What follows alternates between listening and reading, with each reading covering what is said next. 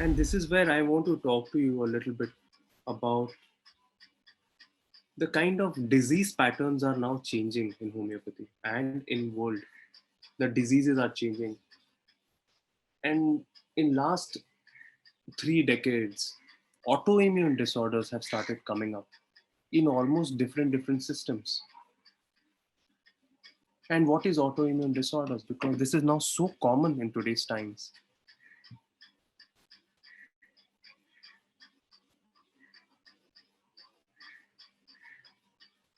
Autoimmune disorders, if you have to understand at depth, which I would like to share today. Autoimmune disorder basically are condition where in which your own immune system mistakenly attacks your own body.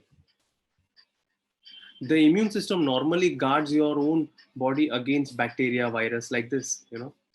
But in this kind of autoimmune disorders, what happens is that they kind of feel that the senses for the foreign invaders are out. They feel that their own body cells are the enemy, and they start destroying their own body cells, thinking that they are the enemy.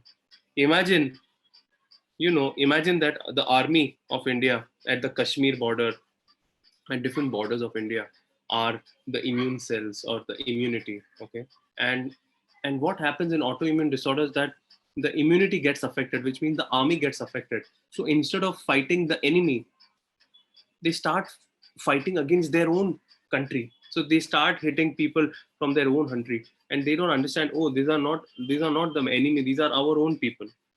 This is often the idea of autoimmune disorder. So they start mistakenly start affecting your body. For example, joints, for example, skin, for example, tissues. It kind of releases some auto antibodies that attack healthy cells. And autoimmune disorders are now so common. Type 1 diabetes affects the pancreas. Very common. Last few months, I've been treating many cases of systemic lupus erythematosus. So many common autoimmune disorders. Hashimoto's thyroiditis, SLE, rheumatoid arthritis, multiple sclerosis, which is more common in the US. Asthma, so common. Celiac disease, eczema, psoriasis, so many autoimmune disorders, more than 600 different autoimmune disorders. And there isn't much treatment in allopathic medicine except for giving immunosuppressants. And this is where homeopathic medicine and holistic medicines have tremendous results. And what is the approach that I apply, which I would like to share to you? Very often, what I have seen in autoimmune diseases is that very often before the autoimmune disorder really starts and the symptoms start, there is often a strong stress factor. There is a strong crisis factor. There's a strong emotional or a physical factor that affected the person a lot. And maybe after that, the patient start developing the symptom.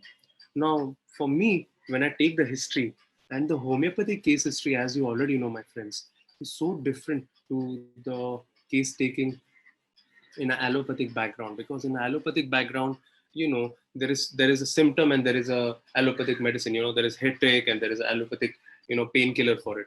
But in homeopathy, when autoimmune disorder comes or any disorder comes, we try to understand the person. And how do we understand?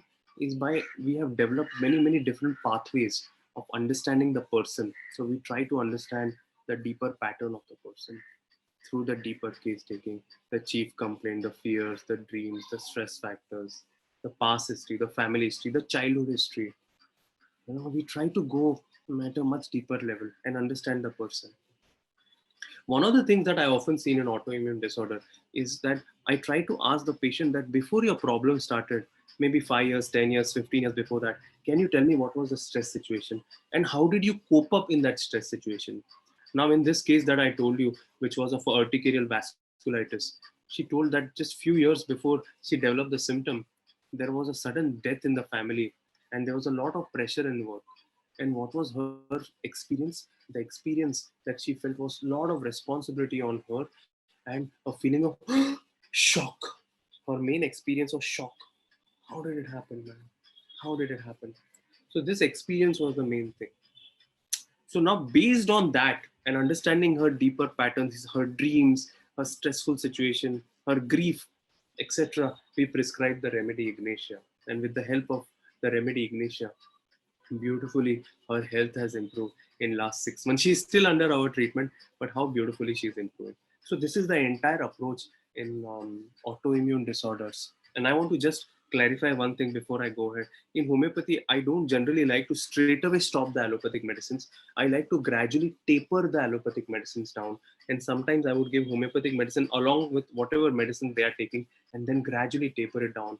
This really helps the patient and their relatives because they kind of feel more comforted instead of a sudden reaction. Along with that, the other thing that I give a lot of importance to is I try to do what is called as a homeopsychotherapy, which means I try to understand the person. Like if it is a Ignatia, then I will try to explain them what are the roadblocks in their life, how they are perceiving life, and what is the sensitivity for them. When you explain them their own state in their own way, there is a kind of awareness, and that helps in healing a lot.